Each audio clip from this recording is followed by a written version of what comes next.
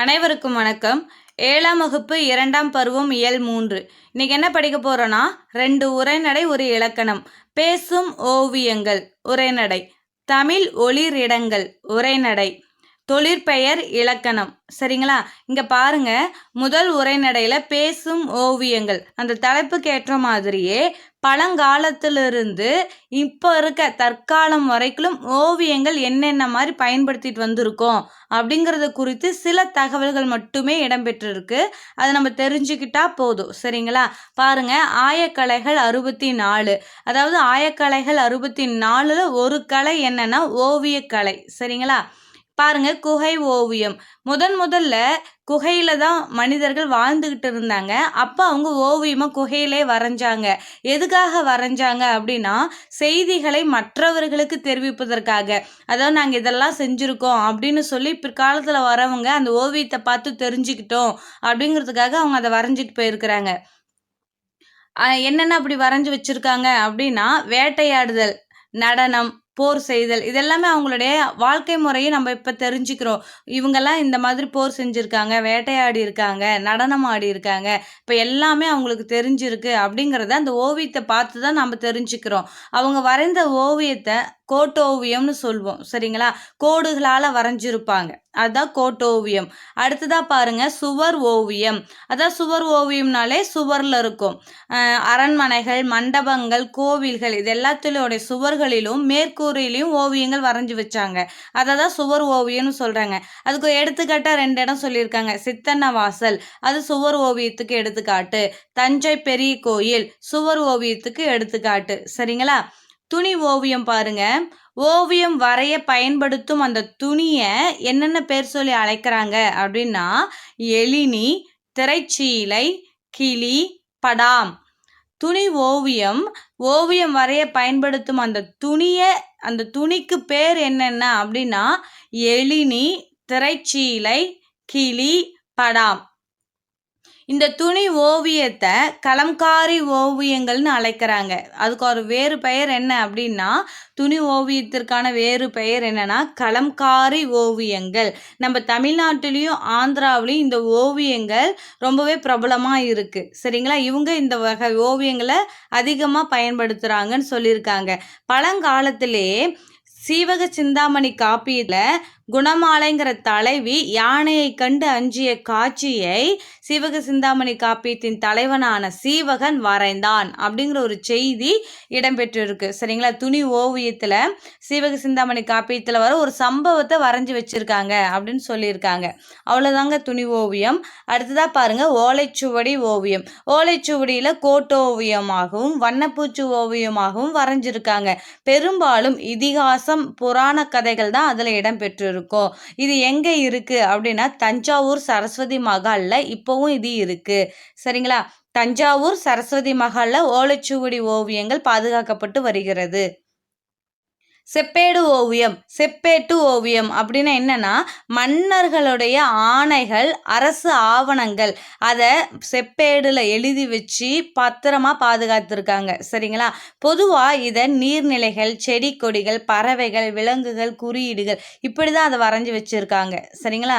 அடுத்ததாக பாருங்கள், தந்த ஓவியம். ரொம்பவே பிரபலமான ஒரு இடம் என்னதுன்னா கேரளா மாநிலத்தில் தந்த ஓவியங்கிறது பிரபலமானது. கண்ணாடி ஓவியம். தஞ்சாவூரில் அங்கே கண்ணாடியில் ஓவியம் வரைகிறவங்க அதிகமாக எங்கே இருக்காங்க அப்படின்னா தஞ்சாவூரில் இருக்காங்க. தாள் ஓவியம் அப்படின்னா இப்போ வரைக்கும் நம்ம பயன்படுத்துகிறோம் இல்லையா, அதான் கோட்டோவியமாக பயன்படுத்தலாம். வண்ண ஓவியம், நவீன ஓவியம் அப்படிலாம் பயன்படுத்தலாம். இதுக்கு பெயிண்டிங்காக என்னென்ன நம்ம பயன்படுத்தணும், கரிக்கோலில் பயன்படுத்துகிறோம். பிளாக் அண்ட் ஒயிட்டில் வரைகிறோம் இல்லையா, அது கரிக்கோல் ஓவியம். நீர் வண்ணம், வாட்டர் பெயிண்ட் யூஸ் பண்ணுறோம். எண்ணெய் வண்ணம், ஆயில் பெயிண்ட் யூஸ் பண்ணுறோம். இதெல்லாம் இப்போ இருக்கிற தாள் ஓவியம். சரிங்களா? கருத்துப்பட ஓவியம். அரசியல் கருத்தை எளிமையாக விளக்குறதுக்காக கருத்துப்பட ஓவியம். நியூஸ் பேப்பர் பார்த்துருந்தீங்கன்னா தெரியும், எப்பயுமே அந்த ஒரு அரசியல் கருத்தை எளிமையாக சொல்லியிருப்பாங்க. பாரதியார் முதல்ல தமிழில் இந்தியாங்கிற இதழில் கேலி சித்திரம் வரைந்தார்.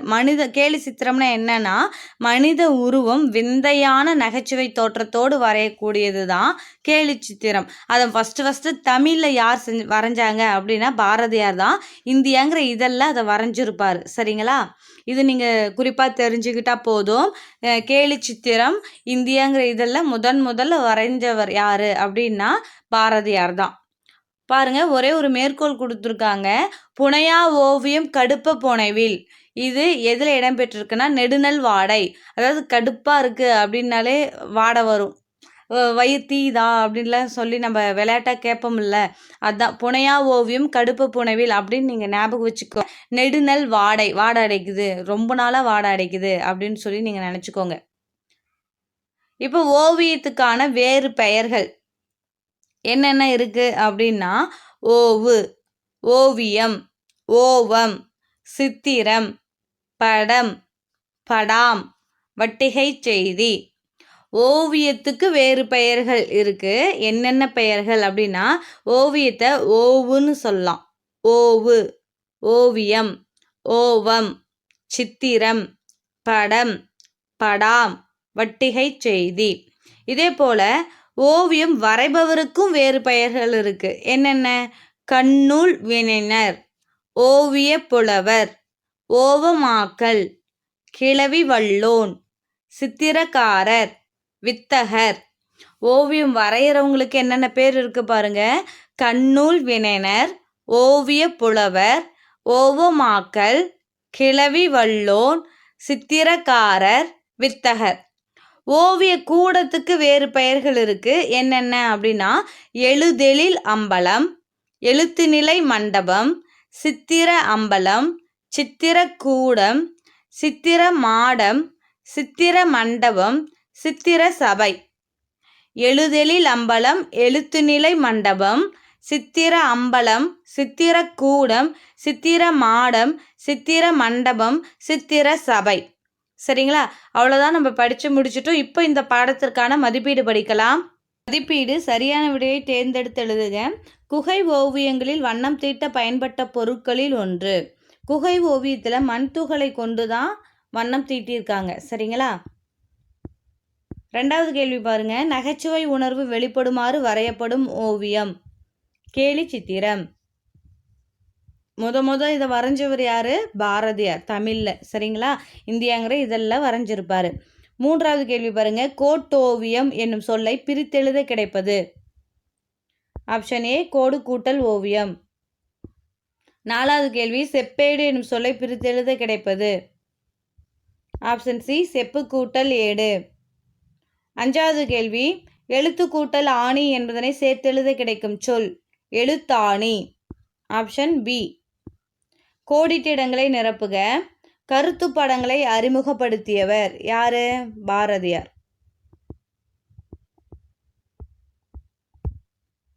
கலம்காரி ஓவியம் என அழைக்கப்படுவது துணி ஓவியம். மன்னர்களின் ஆணைகளையும் அரசு ஆவணங்களையும் மீது டேஸ் மீது பொறித்து பாதுகாத்தனர். எதன் மேல பொறித்தாங்க? செப்பேடு. செப்பேட்டு ஓவியம்னு சொல்கிறோம் இல்லையா, செப்பேடு மீது தான் மன்னர்களுடைய ஆணையத்தையும் அரசு ஆவணங்களையும் பொறிச்சாங்க. அவ்வளோதான். நம்ம அடுத்த உரைநடை படிக்கலாம்.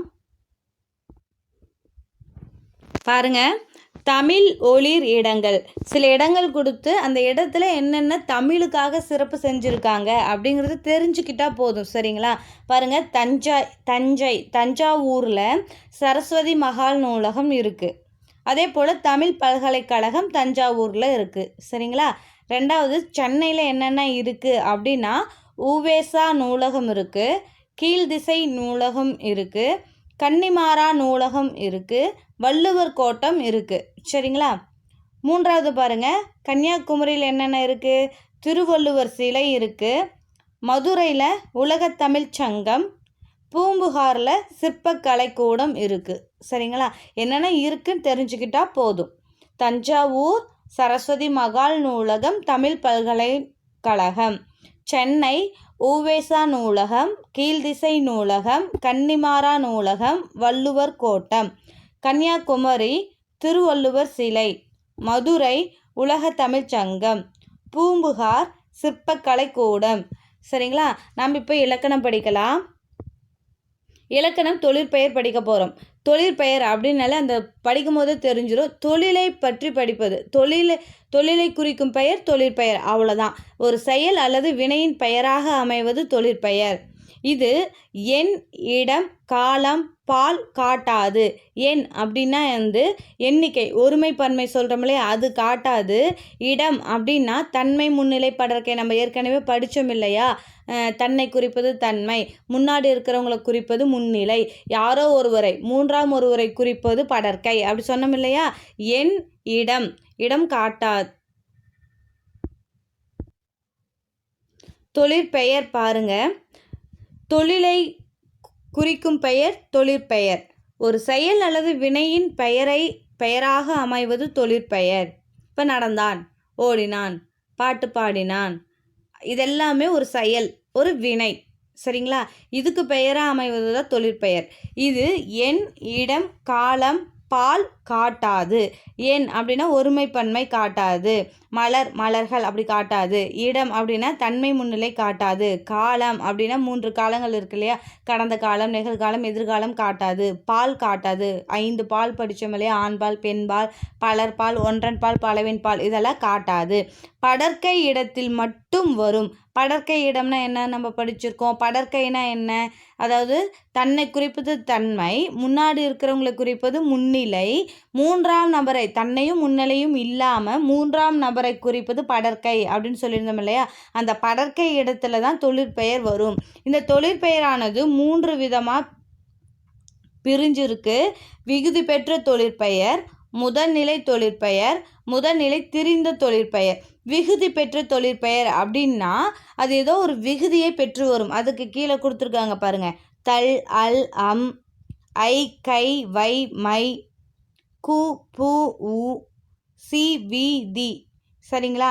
இதெல்லாமே விகுதிகள். இது பெற்று ஒரு தொழிற்பெயர் வரும். எடுத்துக்காட்டு படித்தா உங்களுக்கு புரியும் பாருங்களேன். இப்போ தருதல், தல் அப்படின்னு வருதா. கூறல், அல் அப்படின்னு வருதா.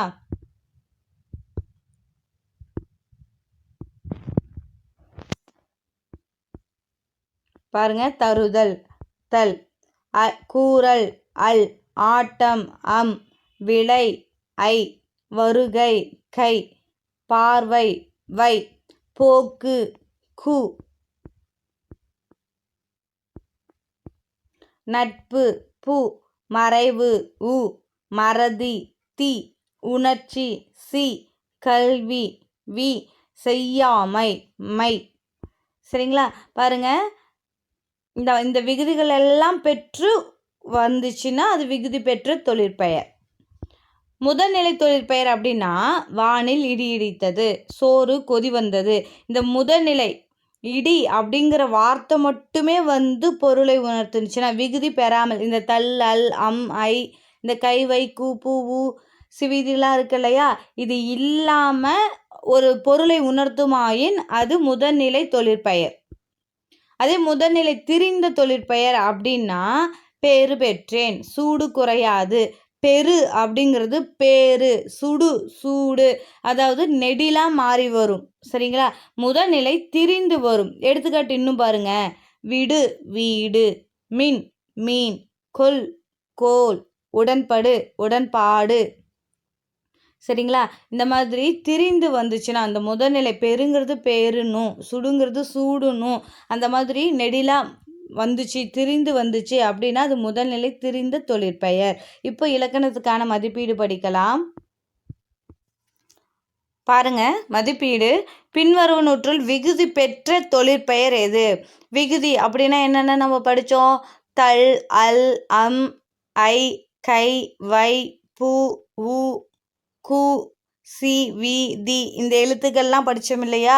இந்த எழுத்துக்கள்லாம் ஏதாவது இடம்பெற்றிருந்தால் அது விகுதி பெற்ற தொழிற்பெயர். ஆப்ஷன் ஏல பாருங்க, எழுது, விகுதி எதுவுமே இல்லை. பாடு, விகுதி இல்லை. படித்தல், தல் வந்திருக்கா, அப்போ இதுதான் சரியான ஆன்சர். நடி, இதுலேயும் எந்த விகுதியும் இல்லை. ஆப்ஷன் சி தான் விகுதி பெற்ற தொழிற்பெயர்.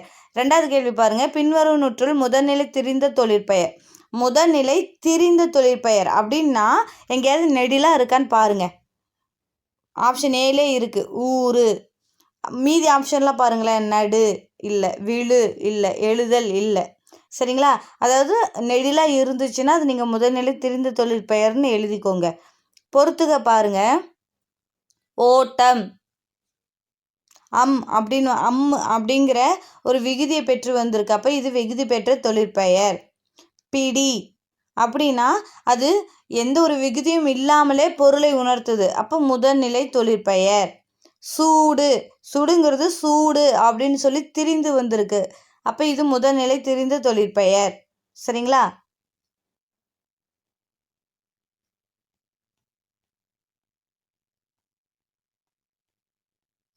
கலைச்சொல் அறிவோம். படைப்பாளர், கிரியேட்டர். சிற்பம், ஸ்கல்ப்சர். கலைஞர், ஆர்டிஸ்ட். கல்வெட்டு, இன்ஸ்கிரிப்ஷன். கையெழுத்துப்படி, மேனுஸ்கிரிப்ட்ஸ். அழகியல், ஆஸ்தட்டிக்ஸ். தூரிகை, ப்ரஷ். கருத்துப்படம், கார்ட்டூன். குகை ஓவியங்கள், கேவ் பெயிண்டிங்ஸ். நவீன ஓவியம், மாடர்ன் ஆர்ட். சரிங்களா? அடுத்ததாக பாருங்க. திருக்குறளில் இருக்கிற மதிப்பீடு. மதிப்பீடு சரியான விடையை தேர்ந்தெடுத்து எழுதுக. 1,